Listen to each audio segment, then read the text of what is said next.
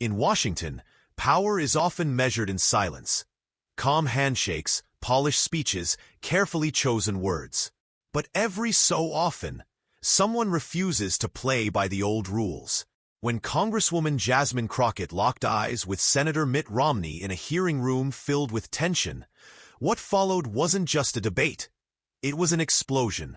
A battle of generations, of caution versus courage, of the old guard against a rising firebrand.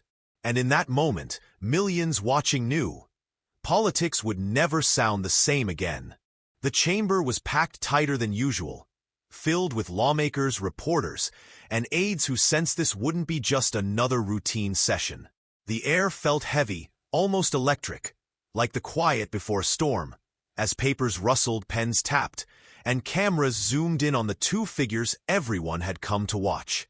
On one side sat Senator Mitt Romney, polished and composed, the embodiment of Washington's seasoned establishment, his reputation as a controlled, calculated debater preceding him. Across the aisle, however, was Congresswoman Jasmine Crockett, sharp, unflinching, and known for cutting through political doublespeak with a lawyer's precision. Each time their eyes met, the atmosphere shifted. Crockett leaned forward slightly, scanning her notes with the calm readiness of someone forged in tougher battles, while Romney adjusted his tie with the confidence of a man who believed experience alone demanded respect. The crowd wasn't there for procedure, but for a showdown. The old guard that thought it still ruled Washington versus the new wave refusing to be underestimated. When the chair's gavel struck, silence broke, setting the stage for a confrontation that would ripple far beyond the hearing room.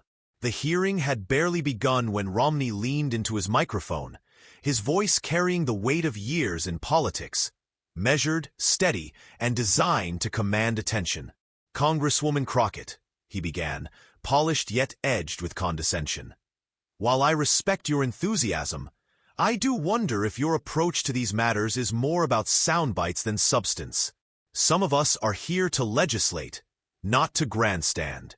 His words cut through the chamber like a blade, sparking murmurs, raised pens, zooming cameras, and nervous whispers.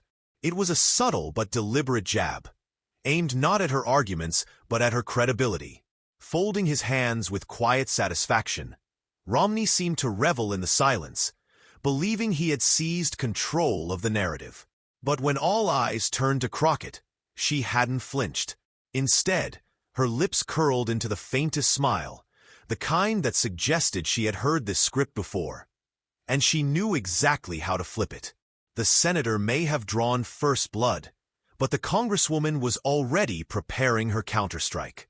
Congresswoman Jasmine Crockett adjusted her microphone, leaned forward, and let the silence linger just long enough to draw the entire chamber with her before speaking in a voice calm, but edged with steel. A striking contrast to Romney's polished jab. "Senator," she began steadily, "it's fascinating to me how quickly experience can turn into arrogance. You call it enthusiasm, but I call it urgency. Because while some of us are fighting for people's lives and livelihoods, others are more concerned with preserving a narrative that died a long time ago." The crowd shifted. Some smirked, some gasped, reporters scribbled furiously. But Crockett wasn't deflecting. She was charging directly into the heart of Romney's attack. "Grandstanding? Let's talk about that. When I demand accountability, when I refuse to water down the truth, that's not performance, Senator. That's representation. And maybe the real problem is that my version of truth makes some people very uncomfortable." Romney blinked, the smirk on his face faltering just enough for the cameras to catch the first crack in his composure. And suddenly the energy in the room shifted. Crockett hadn't merely defended herself. She had seized control of the narrative, and it was no longer Romney setting the pace. The chamber now pulsed with an unmistakable electricity. It wasn't just a debate. It was a clash of eras in American politics. Romney straightened his tie, jaw set, and replied with the authority of decades mastering controlled rhetoric. "Congresswoman, passion without discipline is just noise. I've spent years watching what works in this body, and I assure you, anger rarely builds policy. He leaned back as though delivering timeless wisdom, sending a message that he had seen it all, and she was only just beginning. But Crockett didn't flinch. She leaned in again, eyes locked on him.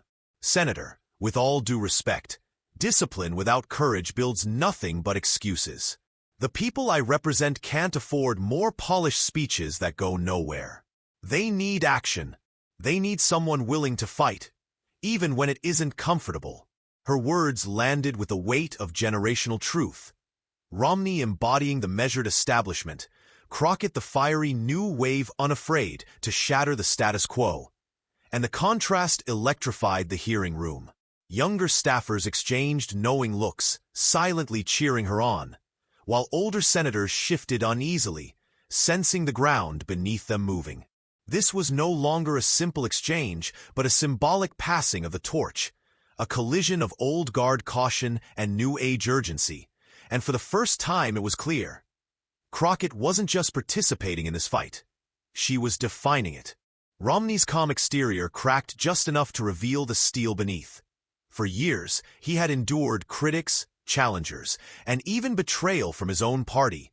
But being openly challenged before cameras by a younger, fearless congresswoman sparked something deeper. Leaning forward, his voice lowered and sharpened, each word measured like a blade. "Congresswoman Crockett, you may think volume equals strength, but strength is proven through results. I didn't spend decades in this chamber to trade sound bites for applause. I built coalitions. I passed legislation.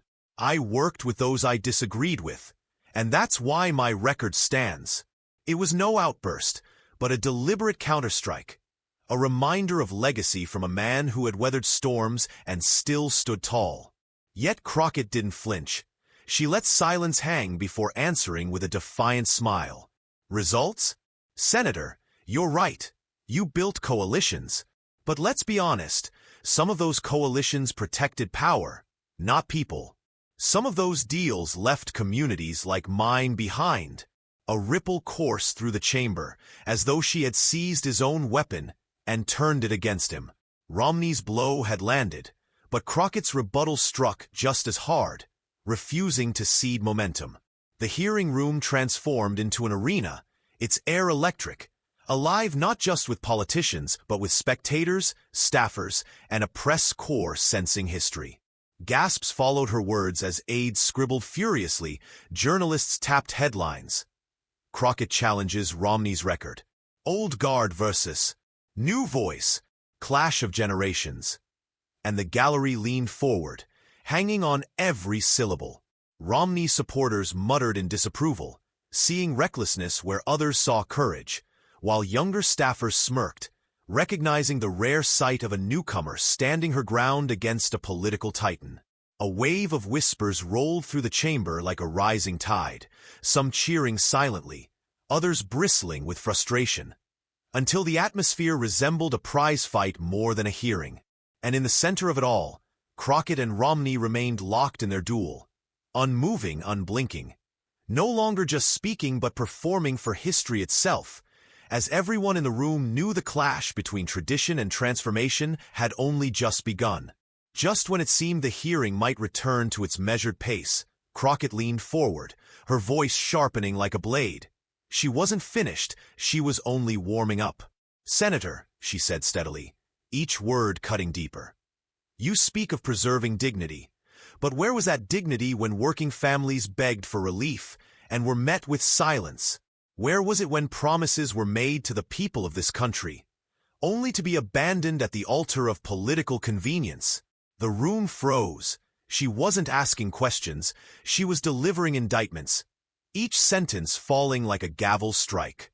Romney's calm exterior tightened, the veteran senator now facing not just a challenge to his record, but a dismantling of his very narrative of statesmanship. Crockett invoked images of families crushed under rising costs, veterans left waiting for care, communities ignored while politicians congratulated themselves. Her words were not abstract but raw, personal, urgent. The shift was palpable. This was no freshman fumbling for attention, but a woman channeling the anger, hope, and determination of millions who felt unheard. The chamber had become her stage, every line fuel for the fire, and suddenly she wasn't just matching Romney. She was overpowering him, transforming his cultivated authority into a backdrop for her relentless truth-telling. Crockett had turned the heat all the way up. Yet Romney straightened in his chair, drawing on the weight of decades in politics, his weary calm sharpening into steel. "Congresswoman," he began, voice cool but rising with intensity, "it's easy to throw stones from the sidelines. It's much harder to actually govern, to balance competing interests, and to keep this country safe and stable." He reminded the room of his years of service, bipartisan deals, and the moments he had defied even his own party, framing himself not as a man clinging to power, but as a steady hand in turbulent times. Then came the sting. "You speak passionately," he said, leaning forward. "But passion without pragmatism is just noise. The people need leaders who can deliver results, not just fiery speeches." Gasps rippled through the chamber at the jab. Romney casting Crockett as a performer, not a policymaker. For a moment, the balance seemed to shift as the senator reclaimed his footing, his presence commanding once more, decades of combat shining through as he tried to reframe her fire as recklessness, her boldness as inexperience. The question now lingered in the air like smoke after a strike. Would the audience buy it, or had Crockett already lit a fire too fierce to be extinguished?